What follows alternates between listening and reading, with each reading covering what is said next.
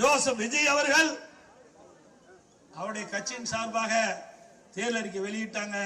அந்த தேர்தல் அறிக்கையில தமிழக வெற்றி கழகம் ஆட்சிக்கு வந்தவுடன் சிறு குறு விவசாயிகள் 5 ஏக்கர் குறைவாக இருக்கின்ற விவசாயிகள் அவர்கள் தொடக்க வேளாண் கூட்டு கடன் சங்கத்திலே வாங்கிய பயிர் கடன் முழுவதும் தள்ளுபடி செய்யப்படும் என்ற அறிவிப்பை கொடுத்தார்கள்.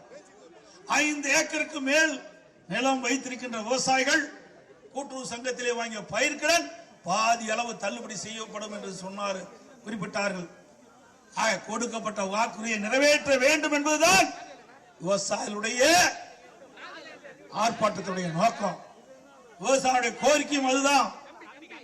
இது குறித்து இன்றைக்கு தமிழ்நாடு முழுவதும் விவசாயிகள் ஆர்ப்பாட்டம் நடத்தி கொண்டிருக்கின்றார்கள். ஏற்கனவே தஞ்சை மாவட்டத்திலும் இந்த நம்முடைய விவசாய பெருடி மக்கள் கூட்டுறவு சங்கத்திலே வாங்கிய பயிர்க்கடன் தள்ளுபடி செய்ய வேண்டும் என்று இந்த அரசை வலியுறுத்தி இன்றைக்கு ஆர்ப்பாட்டம் செய்தார்கள்.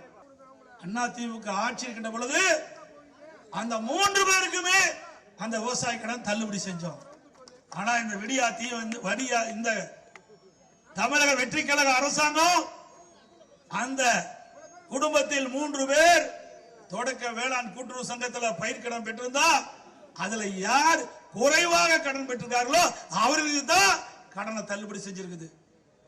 எனக்கு ஒரு குடும்ப அட்டையில 3 பேர், ஒருத்தர் 1 லட்சம் ரூபாய் வாங்கியிருப்பாங்க, ஒருத்தர் 70,000 ரூபாய் வாங்கியிருப்பாங்க, ஒருத்தர் 30,000 வாங்கியிருப்பாங்க.